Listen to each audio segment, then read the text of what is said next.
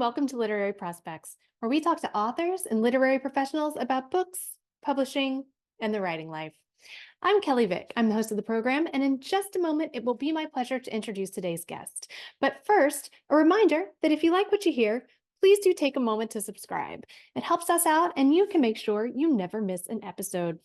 Also, we've opened a Literary Prospects shop, so if you're looking for bookish shirts, totes, and gifts, please check that out at literaryprospects.etsy.com. And to grab books featured on the podcast and check out more curated book lists, you can visit the Literary Prospects bookstore on bookshop.org. And last, but certainly not least, if you're interested in extra content on querying and publishing that's only for our members, please consider joining the Literary Prospects Patreon at patreon.com/literary prospects. We'll leave all those links below in the show notes. And now, let's introduce today's guest. Jane Tara has published over 100 children's books, several plays, and multiple novels. Her latest novel, Tilda is Visible, is her first novel to be published in the United States. She's a daily meditator, a sucker for a rescue mutt, and most of all, a front row cheerleader for her two sons. A passionate traveler, Jane spent 13 years wandering the world and lived in 5 countries, but is now happily at home in Sydney, Australia. Jane Tara, thank you so much for being here to discuss your wondrous new novel, your first to be published in the United States, Tilda is Visible. In a starred review, Booklist says this multi-layered book offers readers both genuine frequent laughs and ideas for serious contemplation, a unique read sure to prompt a deep dive into the power of the mind. Author Fran Littlewood says, fun, freeing, and wise, Tilda is Visible is a manifesto for those of us who are still so hard on ourselves, even though we're old enough to know better. Author Eleanor Brown says a warm, big-hearted story encompassing all the foolishness and wisdom, rage and humor, and most of all, the hope at the heart of midlife. Author Margarita Montemore says Tilda is Visible is an uplifting and thought-provoking story about rediscovering yourself. Jane Tara reminds us how important it is to show kindness and compassion toward ourselves and others. And author Emma Gray says, fresh, witty, and relatable, Tilda is Visible has smash hit written all over it. So with that, fingers crossed, yeah. What can you tell us about Tilda is Visible? How would you describe it? Oh, well, Kelley, thank you for having me on. This is my first, I've been on a couple of other podcasts a couple of months ago, but this is my first podcast for the American release. So I'm very excited. I'm honored. I've got my book here with the American cover. Yeah, and listening to that, it's like an out-of-body experience for me that these incredible authors who I personally admire so much have said such nice things about Tilda. So Tilda is Visible is about a woman in her 50s who wakes up one day and her little finger is missing. And she goes to her doctor who diagnoses her with invisibility. And it's quite a common condition with women in their 50s.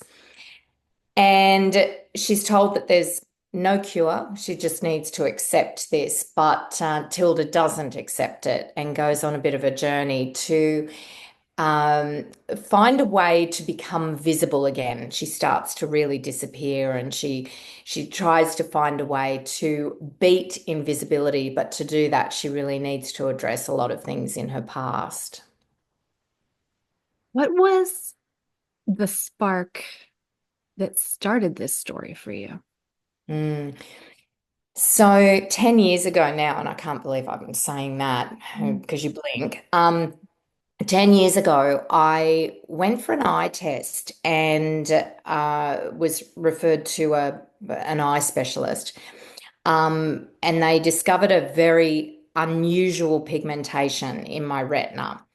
And I was ultimately diagnosed, but misdiagnosed, but at the time diagnosed with retinitis pigmentosa, which Patrick, the hero of the story, the male love interest, he has. And I was told that I was going to lose my sight. And in Australia, you get, or in Sydney, you get referred to the Centre for Eye Health. It's part of one of our universities here. And I was referred there, and I don't know whether it was fate, destiny, whatever, the machine that they needed to do further testing on me to tell me how much sight I had left and how it would progress. The machine they needed to use was broken and they were waiting for a part from overseas. And I had to wait for nearly 3 months to go and have my further testing for this.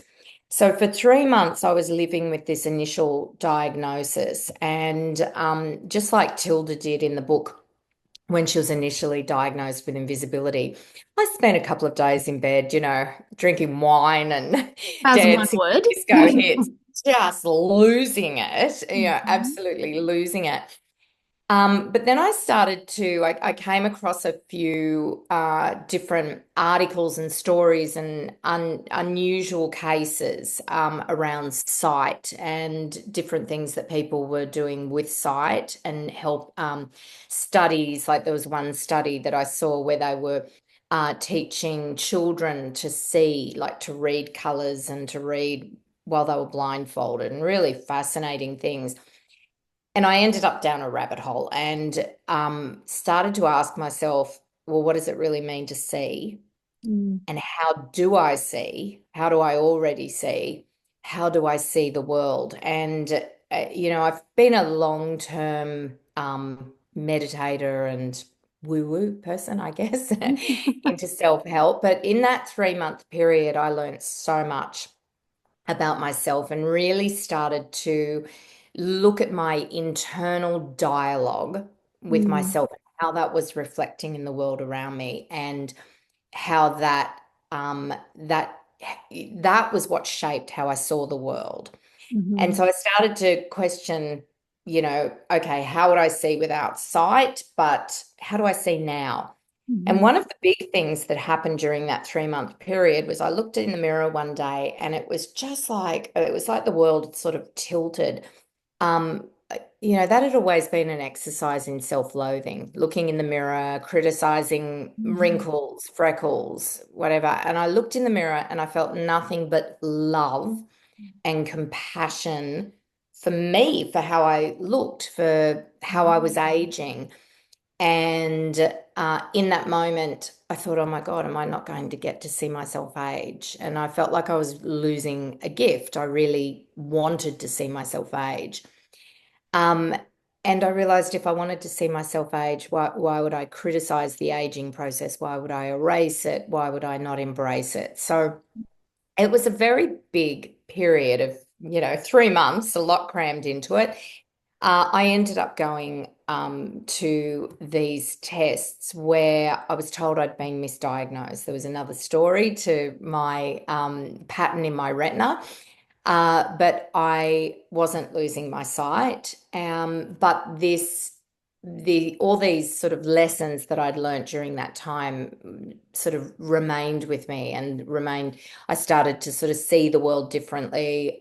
Tilda suddenly walked into my life, this character who I thought it would be great to express some of these things that I've learned through this character. But it took another 7 years before I sat down and wrote her. Mm. What made you sit down and write it when you did after those 7 years? Well, lockdown. Ah. And I think a lot of the things that Tilda actually goes through in the novel, when I first met her, I guess, as a character, when she first walked into my imagination, she was very separate from me. And I did, over those 7 years, I wrote a short story that was published about Tilda. She was a very different character then, but she was becoming invisible. So she was there for a long time, and I was exploring her and I was writing about her and thought, oh, this would be a great book. I want to, turn Tilda into a novel. Mm, Uh, And at that time, she was always separate. When I had the time, because it was a second very long lockdown in Sydney, Mm. when I had that time to sit down and write, I was nearly through a sort of first very rough draft, and I thought something's really missing here. And I realized that I'd kept her quite separate from me, Mm. and that I needed to step into Tilda myself. I realized that she actually was a lot like me, and so I mean, it's fiction, but Mhm. it's also fiction. There are a Mm. lot of my own personal life experiences that I was reluctant to put in, but I realized that there was something missing in her story. So I just went for it and really put myself into it. A lot of my past, a lot around my divorce, things like that. I became Tilda, but also I created this character Pearl that is Tilda's internal dialogue. And, I put my own internal dialogue in there. And when I finished the novel, put it away in a file on my computer for nearly a year because I was too afraid to show anyone. I work in or worked at that stage in the book industry, and I just thought I can't send this out. People are going to think I'm mad. And but it turns out that, Tilda has been published in Australia and resonates with so many women because everyone has a bit of Tilda in them. Oh, yeah. Yeah. And everyone's got Pearl. Yes. And I wanted to talk to you a little bit more about that in this internal dialogue that we've kind of touched on a couple of Mm, times already. So in the book, one of the things that Tilda realizes that she has to do in order to try to beat this invisibility condition that she has is to monitor and reprogram this mm, inner dialogue that she has, the way she talks to herself. So can you sort of dive in a little bit more to this idea of noticing and reprogramming the inner mm, dialogue that we all have and why it was so important for you to mm, include this as a big part of the novel? So it's it's something that I've done for myself, and I mean, you can never completely reprogram your inner dialogue to be nice all the time. But when you become the observer of your own thoughts and programs, and realize how that's impacting your life, you can never put that genie back in the bottle. That's it, Mm. it's out. So you either live with the constant knowledge that you are your own worst enemy, Mhm. or you do something about it. My own personal experience with that was and a lot of people don't. I didn't know that I had this inner dialogue until uh, probably sort of mid 40s. Before then, I thought I was a pretty relaxed person. I just didn't know why my life was in shambles, you know. And then and then I did this course that my bestie dragged me kicking and screaming to because I didn't want to do one of those personal development courses because they didn't work. My life, wasn't working, doing all the personal development stuff. But she assured me this was going to be different. So I did this course. It was an early Joe Dispenza course. And I really started to view my own programs and how the way I spoke to myself, I would never allow anyone else to speak to me like that. I wouldn't speak to anyone like that. But this was a daily dialogue. Now, around this time, my younger son was 13 at this time, and he had severe dyslexia. And I'd been called into the school a few times, and they were concerned about how it was impacting his emotional health. So I'm a big believer in circuit breakers. How do if I kept him there in the same situation, we'd get the same result. That's Mhm. what I was thinking. So I thought, okay, how am I going to deal with this for him? Because I don't want to lose him emotionally. And he was starting to sort of, drift into a problematic area. So I did a lot of research and I found a program called the Arrowsmith program, which is a Canadian neuroplasticity program. So I Mm. took my son out of school for a year. I took him traveling for a bit just to, have an adventure. And then I put him into this program, which some kids are in for years, but I could only afford about 9 months of it. And he went to a school here in Australia, in Sydney, that they held an afternoon twice a week with the program, official sort of school here in Australia. So he was doing that, and it's a neuroplasticity program where they rewire the neural pathways. And he was tested at the beginning and had severe dyslexia. And at the end of his time there, he was tested again and it was mild. Wow. So, and during that time, the impact that changing the neural pathways had on his emotional health was Mm. just, I can't even begin to tell you the long-term impact because he's 20 now, but it was amazing. Mm. So I'm watching him thinking, oh, my 13-year-old is doing these pretty intense exercises and doing these things and changing his brain. Mhm. And yet I'm sitting here at the mercy of my own brain and my own mind and my own programs every day. Well, I can change it too. So I started to. And doing what Tilda does in the novel, observing, changing, using meditation. I've really laid it all out. It's like a self-help program, but I'm hoping that it'll entertain people rather than didactically teach them. So yeah, and so that was years ago, and am. I would say most of the time pretty kind to myself. It depends. If I'm a bit tired, I can sort of have one of those days, but generally I see the world differently. And in doing so, the experiences that I have in the world, my experience in the world is very different to what it was before I started this. Oh, that's really cool.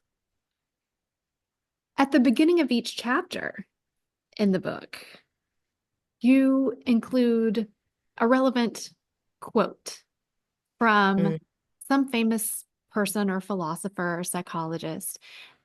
And it's especially cool because Tilda's job in the book is that she owns a business that produces posters and things with inspirational quotes on them, even though Tilda herself in the beginning is not a big believer. Um, but I just loved seeing all of these quotes at the beginning of each chapter. And I'm curious about how you made the decision to include these and how you decided what to use and where and what the process was like and mm. doing all of that research and finding those. Look, I've always loved a good quote. I really have. I had as a kid, I've still got it on my bookshelf, one of those big, dictionary of quotations. And this was well before the internet. And I used to sit there and I'd pore over quotations and, write out the ones that I liked. And I think the right quote can be very, very powerful and can have people thinking about it for a long time. Of course, you need to also use that quote in context. So I was really careful about where it came from. And I think there was a mention of a couple of very famous quotes in the book, but they talked about, the broader context of that quote. Um, so yeah, so I've always loved quotes, but of course, the last few years with the internet, everyone has quotes for everything. And I thought, oh, is it going to be overkill? And in fact, the Australian edition, they took the quotes at the beginning of each chapter out. Interesting. But I loved them. So I was really Mm. pleased that they've gone back in for the US edition. It just gives people, I don't know, pause and a sense of what's coming in that chapter as well, and Mm. something to reflect on. Yeah, it's an interesting way to have the reader because they're short chapters and the story moves Mm, along. And it's just a nice way to have the reader take a breath and just yes. like, stop for a moment and really like take in everything Yes, that's yes. going And I on. think that a lot of people too will read the quotes, and if they're anything like me, they'll get online and Mm, they'll search that quote, they'll read up more on the person who said it. mhm. It's yeah, I do that all the time. If I hear something or read something, I'll get on and read, okay, all about that person and other quotes of theirs and yeah. We know a lot of you went into Tilda. How did the other characters come to you? Mm. So there, I mean, that a character just walks into your head, Mm, but I do use certain qualities, I guess, from the people around me. And all of my friends, when they read something I've written, and particularly in this one, they read Leith, the best mhm, friend, and they go, "Oh, that's Olivia. That's my best friend." So I put a lot of her into the bestie, and rightly so because she's an awesome best friend, and Leith is an awesome best friend, and so it's nice to kind of merge those a little bit. Um, there were certain qualities or things that were going on with some of my girlfriends that I incorporated into some of the characters who became invisible. And we'd all discussed this, and so they were fine with it. And in fact, I had while I was writing the first draft, I had a birthday gathering when we were allowed to have gatherings mhm, of probably about 10 girlfriends. And I bought three really expensive, absolutely beautiful, delicious cakes. And oh, it was a let them eat cake evening. And I really wanted my girlfriends to sit around, eat a lot of cake and drink a lot of champagne.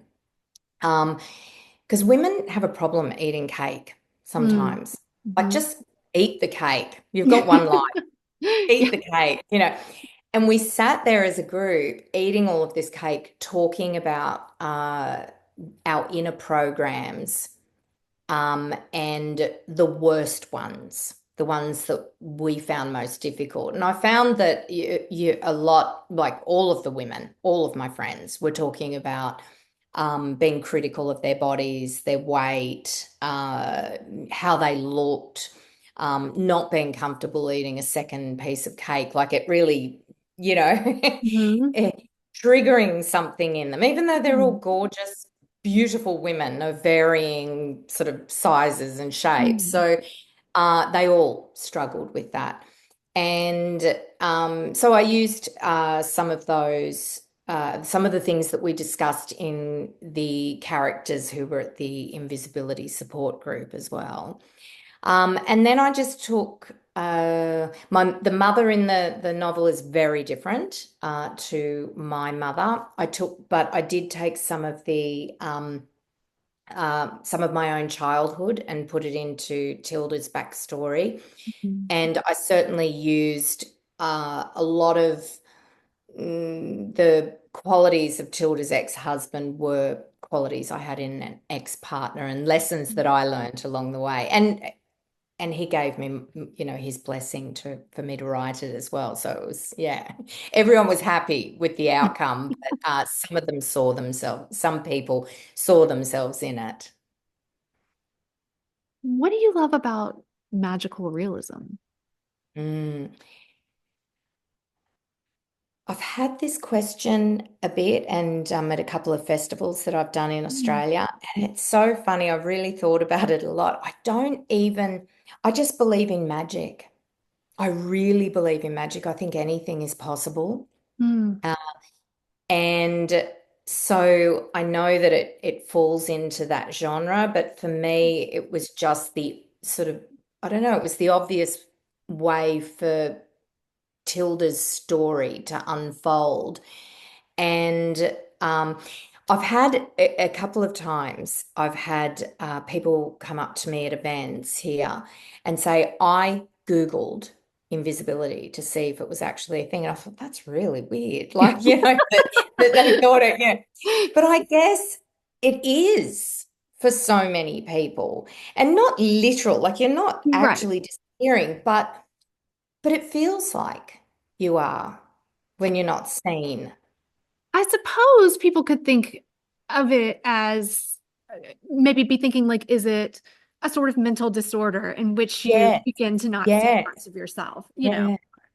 yeah, yeah. And yes, and in that way, I suppose, yeah, it is I, realistic. yeah, so I love magic realism, but I mean the novel I'm writing at the moment doesn't have it Mm. in. However, the one I'm will write after this one does again. So it's something that I will just yeah, use occasionally if it comes up because I love it. What does your process look like? You start out with the germ of an idea, Mm. and then what? How do you go from this initial idea to your final draft? Yes, so I start writing. Usually, it is like a drop in for me. Mm. Something really drops in, and it's a character or a story that's not really fleshed out, but it's clear enough that I know that that's it. Mhm. And when I start writing it, very quickly by say chapter 2 or 3, I'll write those first couple of chapters, and then I very clearly have the ending. And so I sit down and I write the end, and I sort of describe it as like shooting an arrow Mm. for the rest of the writing process. I know where I'm going. I'm going for that bullseye. Mhm. I just don't know how I'm getting there. And I know that, writers talk about being a plotter or a Mhm. pantser. I'm definitely a pantser. I Mhm. sort of micro plot along the way. I'll kind of get to a point and go, okay, here's the next couple of chapters. Mhm. Um, but I very much leave room for the characters to guide and tell me where they want to go. Mhm. And that can be a problem. I have 4 very feisty protagonists at the moment in the current novel, all kind of pushing me in directions that I just need to trust the process, that they'll get me to that final chapter that I've already written. I know where I'm going, and they will get me there, but it's a lot of just going, okay, I'm really stuck at this point. Do I delete 30,000 words? And they're like, no, don't keep going. So, yeah, I love it's a that. lot And of talking to myself. Yeah. I'm fascinated by this idea of the last chapter always coming to you at some point. And it sounds like it's not right at the beginning. It's like it drops in, the idea Yes. drops in, you get a Mm. couple of chapters, and you just know that that last chapter is coming. Yes, I just know how it will end. And of course, the ending for Tilda, it was there right at the beginning. I just wanted to Mm. get to that. Wasn't Mhm. sure how I was going to get there. And even the current novel that I'm working on, I keep going back to the beginning. And that's what I do as well. That I Mhm. get to a certain point and I go back and I read it and edit and try and pull threads through and add things to it. Now, quite often the beginning will change a bit. The first chapter of Tilda never did, but this one, the first chapter has changed quite a lot, but that last chapter, I know it won't change. That's exactly where I'm getting to. Yeah. Very cool. What was the road to publication like for you? Mm. This is not your first novel. Rodeo. No. Yeah. But Yeah. how did you first get in the game? I have been writing my entire life. I went through drama school, but also discovered travel, and I was traveling for 15 years. which, if you want to pursue acting, you really need to be in one or two spots and sort of work on that. And especially in those days, go to your castings and everything.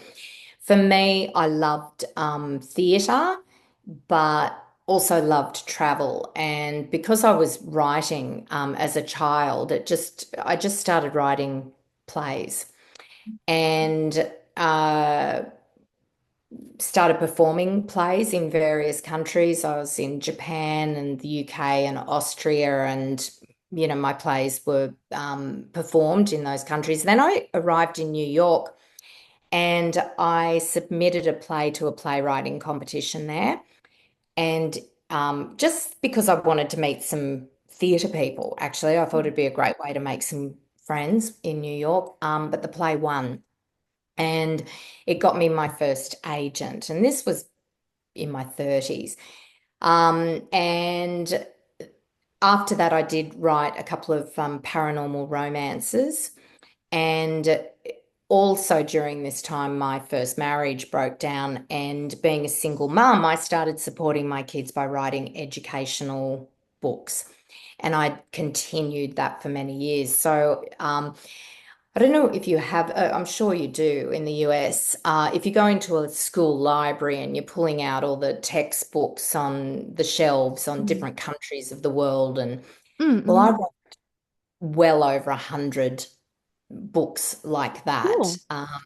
So a lot of my, when you look at what I've published, it's those sorts of books, children's picture books, all sorts of things like that. A lot of freelance writing, working for companies and writing. And then my kids were a bit older, so I got to write, well, they are a lot older, and I got to write for me.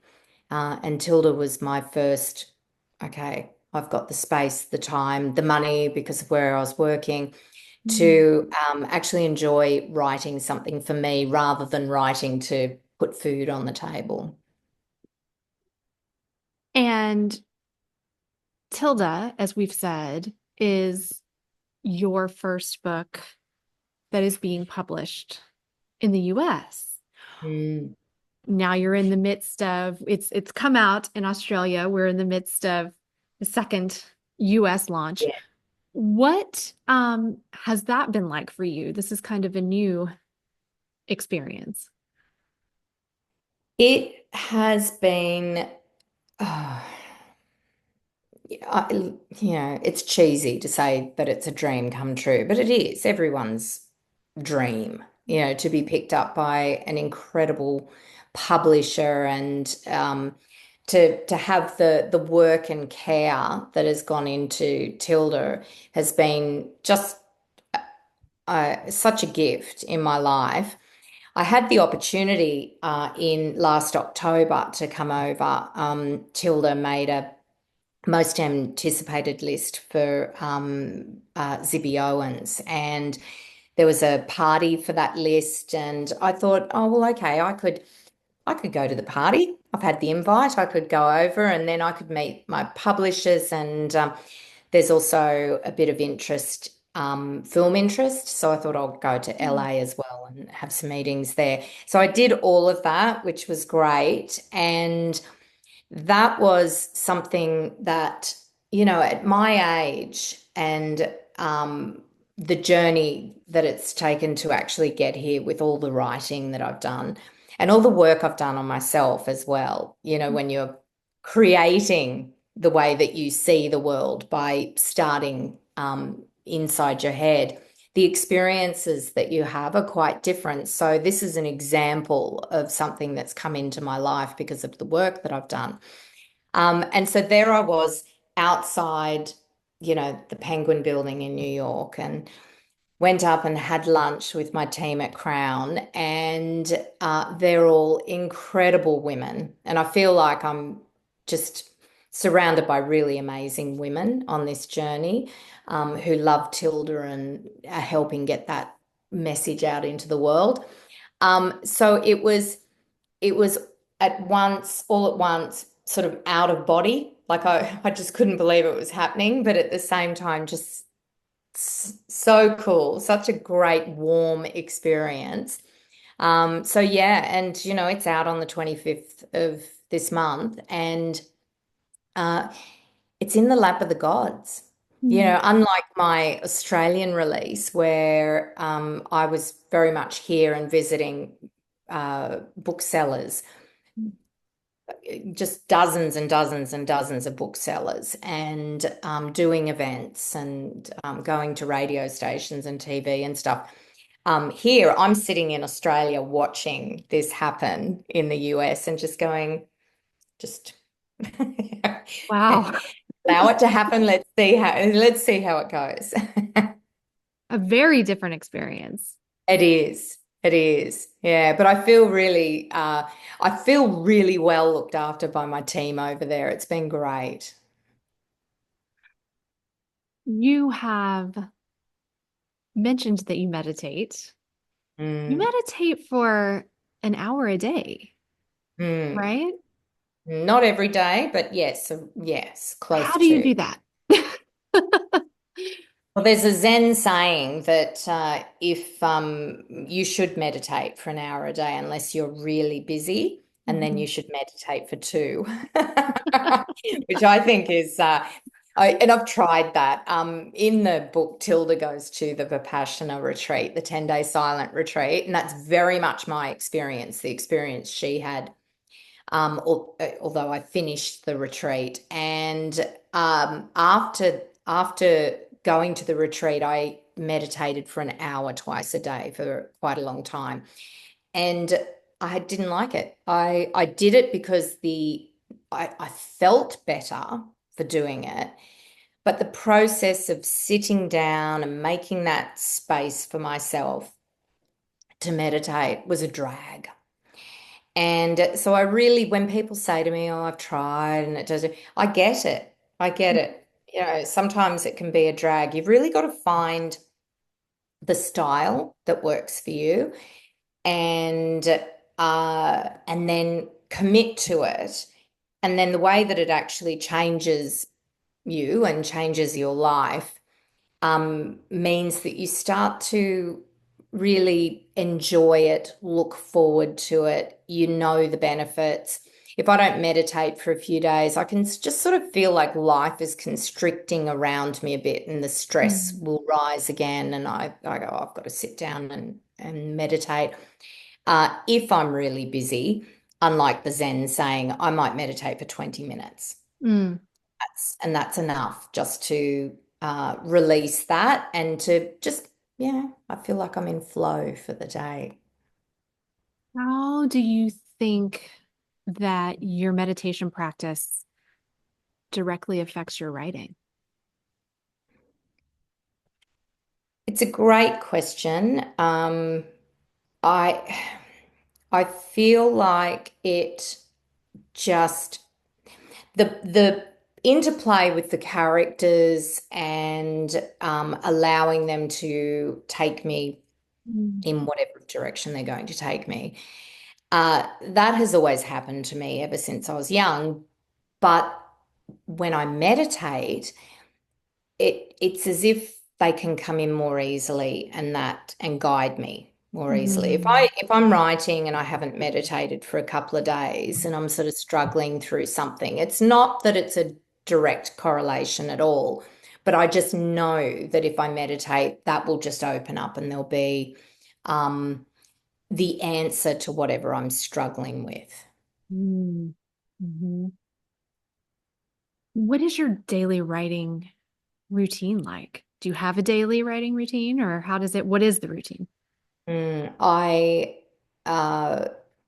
my ideal day is when I do, but it's difficult, when life is busy. But I generally, a great writing day for me, and I try to do it as much as possible, is I wake up, I take my dog for a walk, long walk on the cliffs overlooking the ocean, and go back and make myself a coffee and sit down and just write. Um, I've got a lot of author friends in Australia, and I know some who treat it as a sort of 9 to 5 job, and that would be ideal for me, or even a, 10 to 3 job. Um, but when I'm in the thick of it as well, an ideal day for me is to write until I feel empty, which is a sort of Mm. strange thing. So I could write for 6 hours or, 10 hours. And when I say write, that means a lot of pacing. I might Mm. get up and declutter a drawer. I might eat Nutella out of a jar. I don't know, like whatever it takes. Mhm. It's the process of remaining in my head and getting out what I need to get out. And then I get to a point and I go, that's it for the day. Like I feel like I've emptied myself of Mm. what I needed to say today. And then you've just got Mhm. to let it simmer overnight again.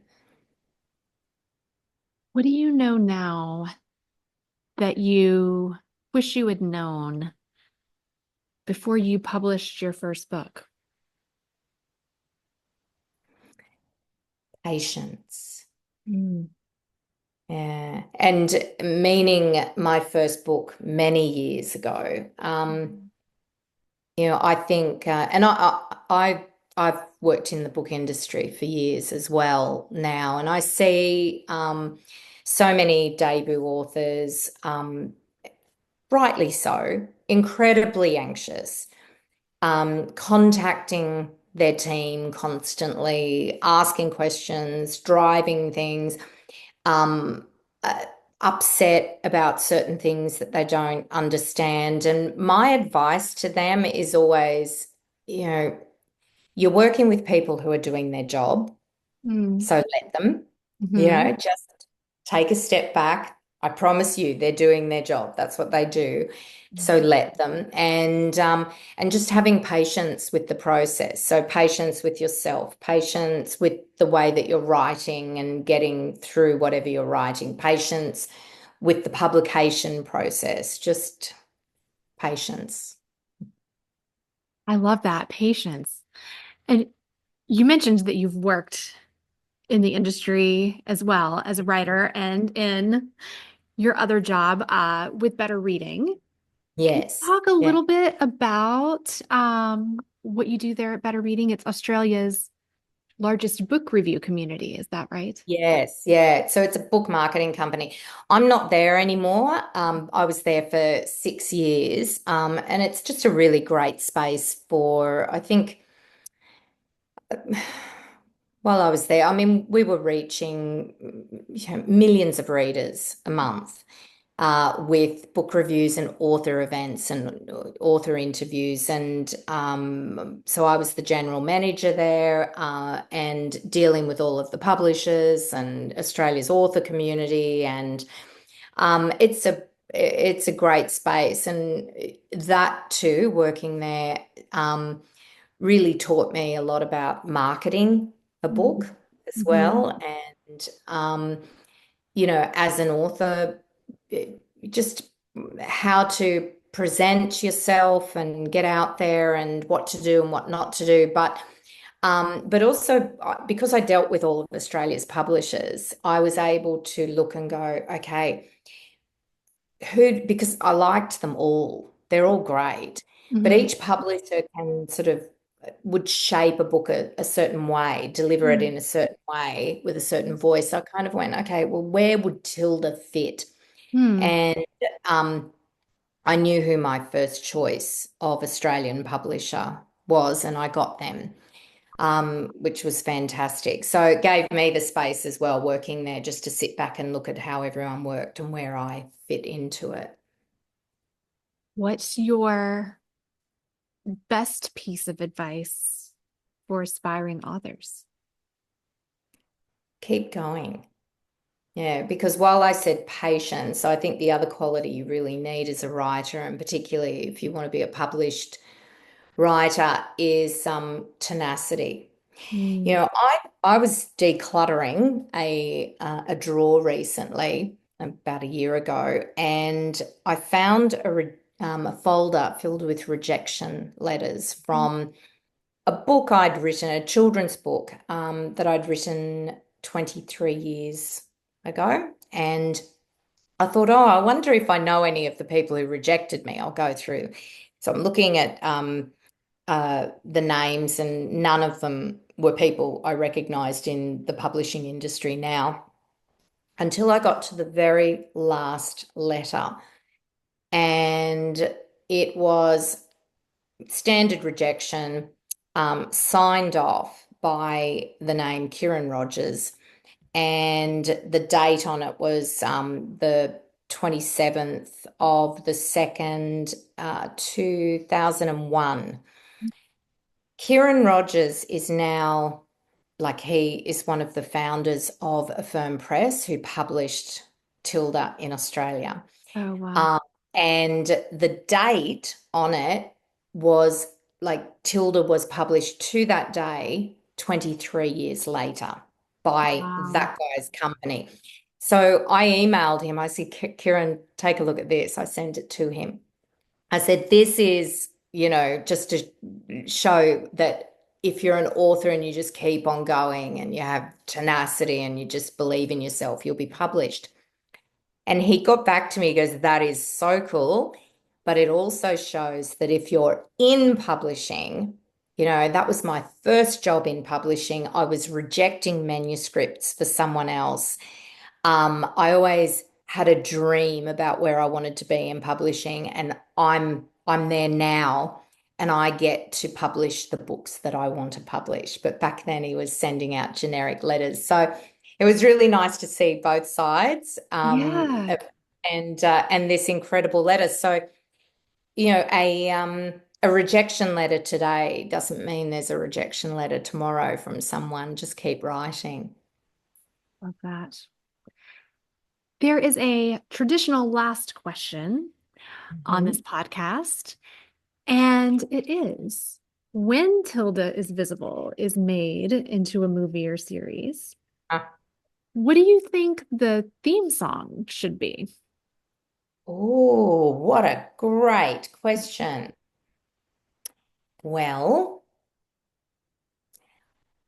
I could only say that my oldest son, is an incredible musician and composer, and he'd just have to write one for it. Oh, that's great. I don't think anything else would do but to have a song by my son, Indy. Yeah. Oh, that is perfect. Jane, Tara, thank you so much for joining today. It has been a real pleasure getting the chance to talk with you. Thank you so much for having me on, Kelley. To hear Jane's top tips and tools, along with a secret trick for meditating and manifesting, along with her practical advice for querying agents and publishers, head over to the Literary Prospects Patreon. Thanks for joining us on Literary Prospects. If you liked what you heard, please subscribe and leave us a review. We'll see you next time.